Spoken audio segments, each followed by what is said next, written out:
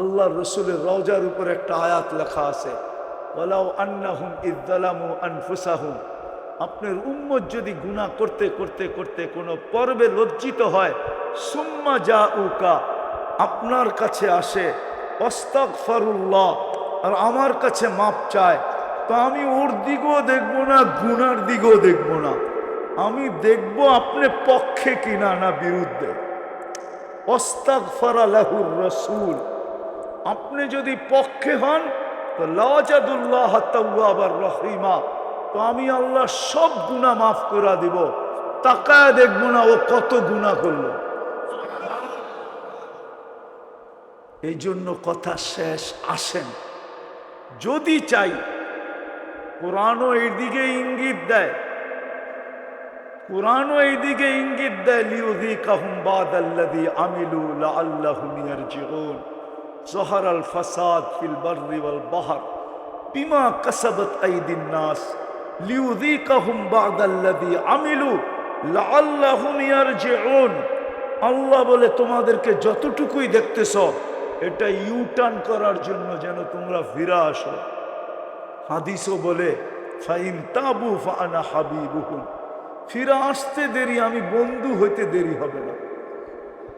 বুঝানোর জন্য বলতেছি, ওলামা আছে এই জন্য বলতেছি, নাইলে আমাদের পরে তো কোনো উম্মত নাই, আমাদের নবীজির পরে তো কোনো নবী নাই। আল্লাহকে যদি প্রশ্ন করি, লিল্লাহি জুনুদুস সামাওয়াতি ওয়াল আরদ, জমিন আকাশের সব সৈনিক বলে আপনার, ইতিহাসও বলে আপনার। মশা দিয়া নমরুদকে ধ্বংস করে দিছেন, আবাবিল দিয়া হাতিয়ালাদেরকে পাউডার বানাইছেন, এরকম হাজারো তো দেখি ইতিহাসের পাতায়। তো সব সৈনিক যদি আপনারই হয়, জমিন আকাশের, তো আমরা তো সর্বশেষ উম্মত, আমাদের পরে কোনো উম্মত নাই। আর কিতাব ঘাটলে তো দেখি আমাদের সাথেই আপনার সবচেয়ে বেশি বন্ধুত্ব। তাইলে ফিলিস্তিনে পাঠান না কেন? মশাই পাঠায় দেন, আবাবিলি পাঠায় দেন, ফেরেশতাও তো নামাইতে দেখছি আপনাকে, না নামায় নাই? হ্যাঁ, আজকে পাঠান না কেন?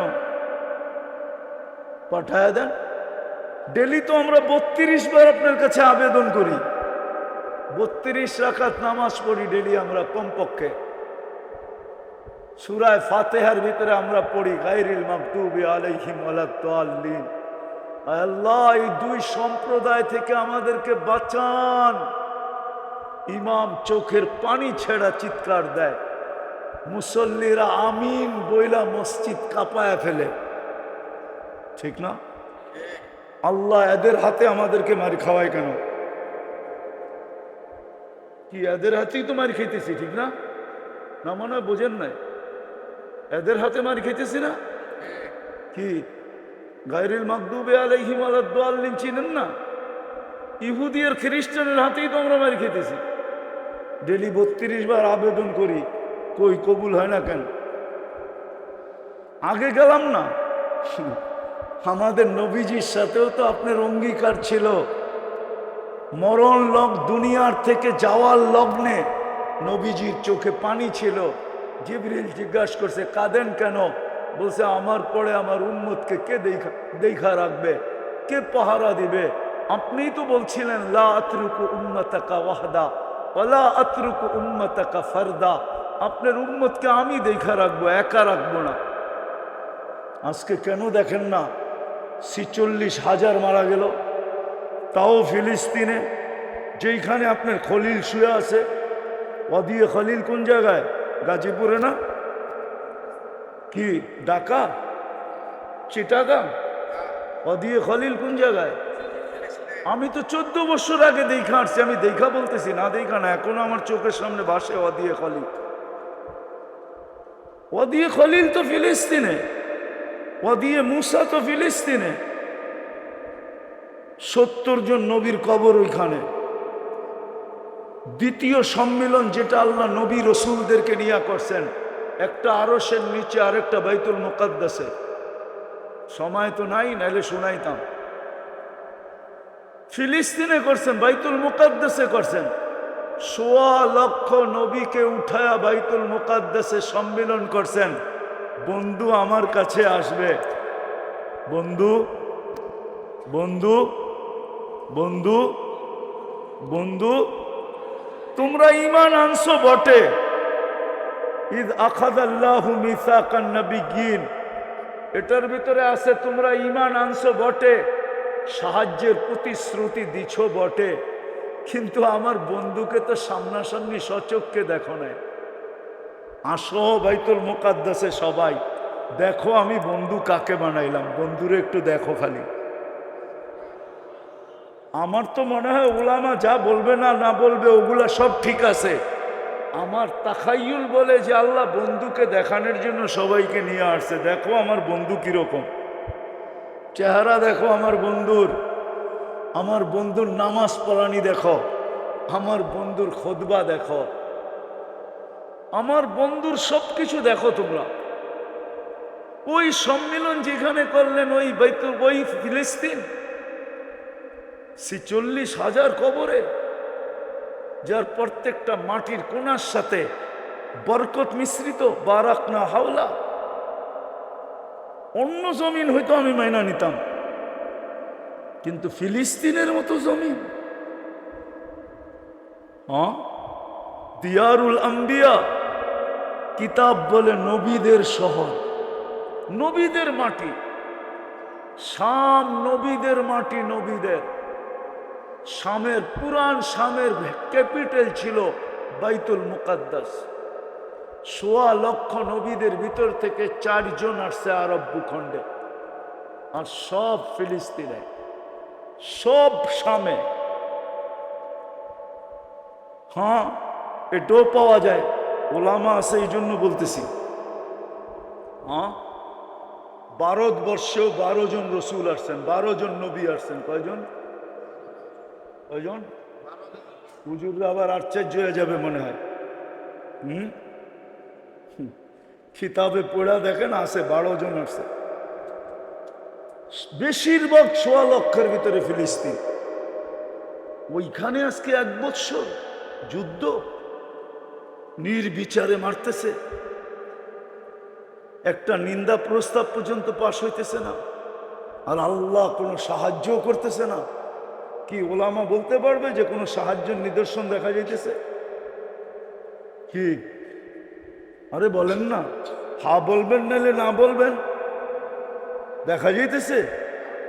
বুজুর্গরা তো এত স্বপ্ন দেখে, সারা দুনিয়ার বুজুর্গদের কোনো স্বপ্ন আমাকে আইনা শুনান যে আজ পর্যন্ত সারা দুনিয়ার মুসলিম বিশ্বের হক্কানি আল্লাহওয়ালারা স্বপ্নে দেখছে কেউ এই সুসংবাদ তাকে দেখানো হয়েছে যে অপেক্ষা করো, অচিরেই স্বাধীনতা আসতেছে। বুঝতে পারবেন?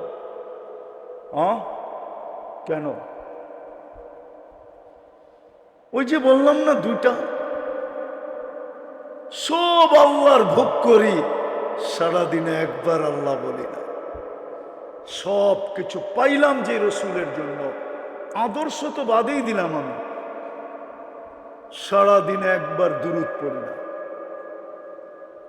সব বাদ দিলাম, 24 ঘন্টায় 5 বার আল্লাহ ডাকে, সমস্ত সমস্যার সমাধান করার জন্য ডাকে। ইদা হাজাবাহু আমরুন ফাজিয়া ইলা সালাহ, এই হাদিস আমাকে বুঝায় মুসলমান যদি ডাকের সাথে সাথে চলে আসতো 5 ওয়াক্ত নামাজের জন্য, আমার বিশ্বাস মুসলমানের জীবনে কোনো সমস্যা থাকতো না। মনে হয় আল্লাহ কুদরত দ্বারা সব সমাধান করত। কিন্তু ডেলি তো 5 বার আল্লাহ ডাকে। গাজীপুরের 90% মানুষ না যায় নামাজের দিকে যায়, না মসজিদের দিকে যায়। তাইলে সাহায্য করবে তো করবে কি করে? ডাকে কে? কে ডাকে? শুধু আল্লাহ তো ডাকে না। আল্লাহ তো বলে আমি আল্লাহ ডাকি না, সাথে সাথে রহমানও ডাকে, রহিমও ডাকে, মালিকও ডাকে, কুদ্দুসও ডাকে, সালামও ডাকে, মুমিনও ডাকে, মুহাইমিনও ডাকে, আজিজও ডাকে, জব্বারও ডাকে, متكبر الخالق البارئ المصور الغفار القهار الوهاب الرزاق الفتاح العليم القابض الباسط الخافض الرافع المعز المذل السميع البصير حكم العدل اللطيف الخبير الحليم العظيم الغفور الشكور العلي الكبير الحفيظ المقيت الحسيب الجليل الكريم الرقيب المجيب الواسع الحكيم الودود المجيد الباعث الشهيد الحق الوكيل القوي المتين الولي الحميد الموصي المبدي المعيد المحيي المميت الحي القيوم الواجد الماجد الواحد الأحد الصمد القادر المقتدر المقدم المؤخر الأول والآخر الظاهر والباطن الوالي المتوالي البر التواب المنتقم العفو الرؤوف مالك الملك ذا الجلال والإكرام المقسط والجامع والغني والمغني المانع الدار النافع النور الهادي البديع الباقي الوارث الرشيد الصبور জল্লে জালালু 99 পদের মালিক আল্লাহ ডাকে পড়েও তো আসে না, তাইলে সাহায্য করে তো করে কি করে? আজকে মুসলমান নির্যাতিত হবে না তো কে হবে? ওদের জন্য তো দুনিয়াই দিয়া রাখছে। আল্লাহ তো বলেই দিছে তামাত্তাউ কালিলান ফা ইন্নাকুম মুজরিমুন, যত খুশি দুনিয়ায় কইরা লাও, কালকে তোমাদেরকে কাঠগোড়ায় দাঁড় করাবো। ওদেরকে তো আল্লাহ বলেই দিছে ফালা নুকিমু লাহুম ইয়াউমাল কিয়ামাতি ওয়াজনা, তোমাদেরকে দাড়ি পাল্লার কাছে নেওয়ার প্রয়োজনই হবে না। ইন্নাল্লাযীনা কাফারু মিন আহলিল কিতাবি ওয়াল মুশরিকিন ফি নারি জাহান্নাম খালিদিনা ফিহা উলাইকা হুম শাররুল বারিয়া। মাসলা তো আপনি আর আমি। বিদায় কথা শেষ যদি বুঝে আসে তাইলে চলেন আজকে তওবা করি, শুধু নিজের জন্য না পুরা উম্মতের জন্য আজকে তওবা করি। করবেন? হ্যাঁ, মনের থিকা না ঠোঁটের থিকা? কি বলে যুবকরা, মনের থিকা না ঠোঁটের থিকা? তাইলে মনের থিকা যদি করো তাহলে বলো, হাত উঠায় আল্লাহকে বলো, বলো আল্লাহ অতীত জীবন থেকে তওবা করলাম, শুধু আমাদের পক্ষ থেকে না পুরো উম্মতের পক্ষ থেকে।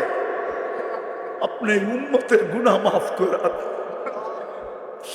আমাদের গুনাহ মাফ করে দেন, আপনি আমাদের উপরে রাজি হয়ে যান। কালকের সূর্য আমাদেরকে নতুন একটা খবর নিয়ে উঠা দেন, যেন আমরা শুনতে পাই ফিলিস্তিন জিতা গেছে, আপনার আবাবিল ময়দানে নাইমা গেছে। নামাও, তওবা করো,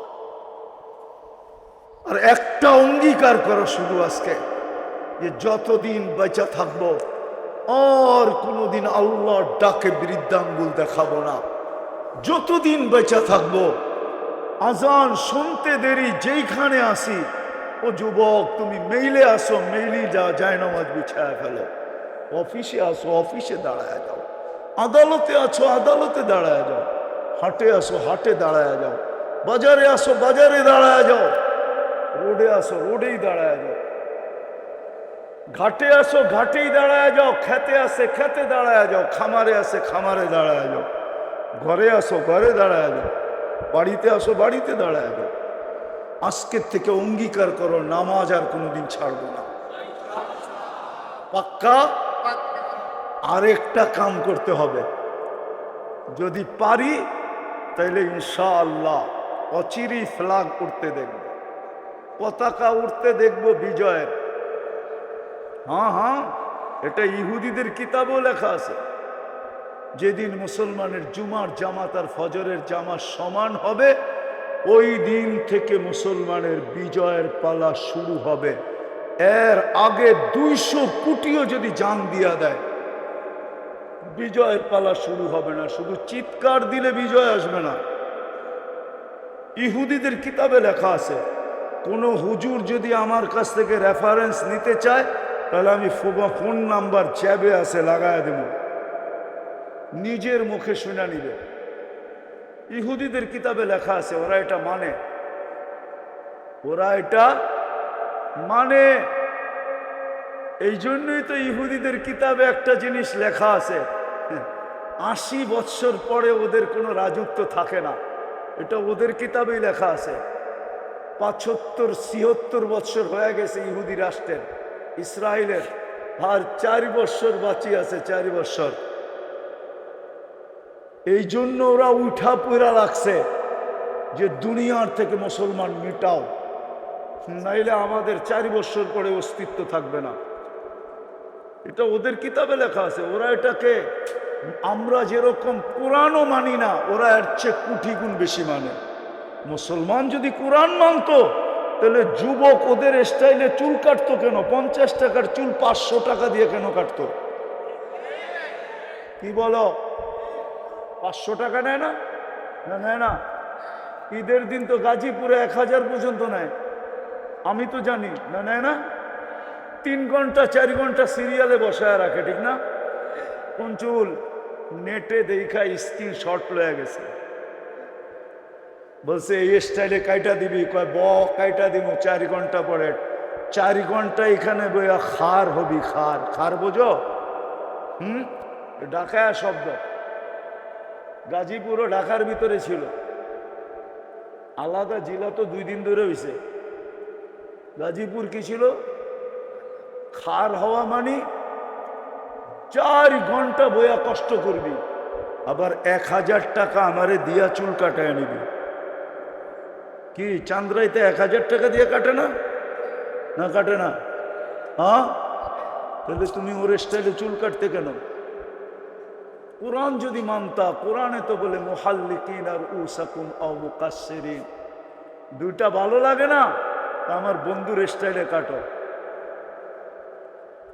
মুহাম্মদুর রাসূলুল্লাহর স্টাইলে তো চুল কাটে না। যুবক তো যে আজ পর্যন্ত সেলুনে জিজ্ঞেস করে নাই যে তোর এখানে তো 1000 স্টাইল দেখি, বল আমার নবীর স্টাইল কোনটা? কালকের থেকে যদি আমার নবীর স্টাইলে চুল কাটা না রাখলি, তাহলে তোর এখানে আর চুল কাটতে কেউ আসবে না। মুহাম্মদুর রাসূলুল্লাহর স্টাইলে তো কাটে না। এই জন্য দ্বিতীয় নামাজ পড়ার সাথে সাথে কাজ করতে হবে। পায়ে দৈরা হইল অপরকে নামাজি বানাইতে হবে। পারবেন? হ্যাঁ পারবে গাজীপুর বেনমাজি মুক্ত করতে? হ্যাঁ, খালি ইনশাল্লাহ কয়, ঠিক না? আমি দেশ চিনি, দেশ একজন বেনমাজি নেই। ওই দেশে আমি 6 বার গেছি। কয়বার? টানা 6 বার গেছি, টানা। প্রতি বৎসর একবার, 6 বৎসর টানা গেছি, একজনও বেনমাজি নেই। বিশ্বাস মনে হয় না? প্রথম যেদিন যাইতেছি ওই দিন স্পিকার আমার পাশের সিটে ছিল, লম্বা এতটুক যে পাংখার লগে লাগবে, চিকনা চাকনা কালা, তো মাশা আল্লাহ। তো নামাজের সময় আসছে, আমি জিজ্ঞাসা করছি নামাজ?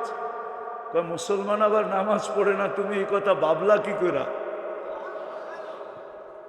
পরিচয় নিলাম, আমি রানিং স্পিকার যেই দেশে তুমি যেতেছ। নামার পরে আমি পরের দিন ওর বাসায় গেছি, নামাজের সময় হয়েছে, আমাকে বলতেছে মুফতি আসসালা আউয়ালান বাদান কালাম, আগে নামাজ পড়ালোই কথা পড়ে বলবো না। গেছি প্রেসিডেন্ট, এখনো আমি ওই রানিং প্রেসিডেন্ট এখনো চিনি আমি। ওর বাসায় গেছি, ও দেখি নামাজের সময় গেছি পরীক্ষামূলক দেখার জন্য। নামাজের সময় হয়েছে, প্রেসিডেন্ট বলতেছে আগে নামাজ পড়ে কথা বলবো, চলো নামাজ পড়া নেই। আর নিজে নামাজ পড়াইছে নিজে। কে? ওর কেরাত শুনে আমিও লজ্জা পাইছি অনেক জায়গায়। কেন জানেন? আমার কেরাত এত সুন্দর না, ওর কেরাত এত সুন্দর।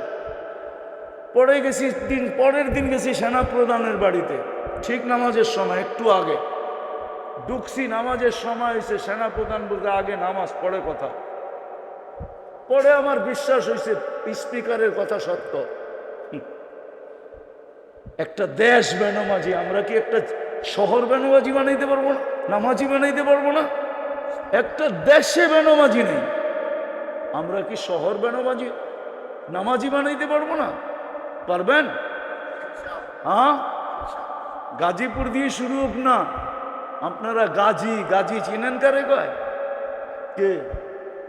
গাজী ট্যাঙ্ক। হ্যাঁ, কি গাজী পাইপ, ঠিক না? হুম, কি কন? এটা নাকি এই গাজী নাকি? কোন গাজী?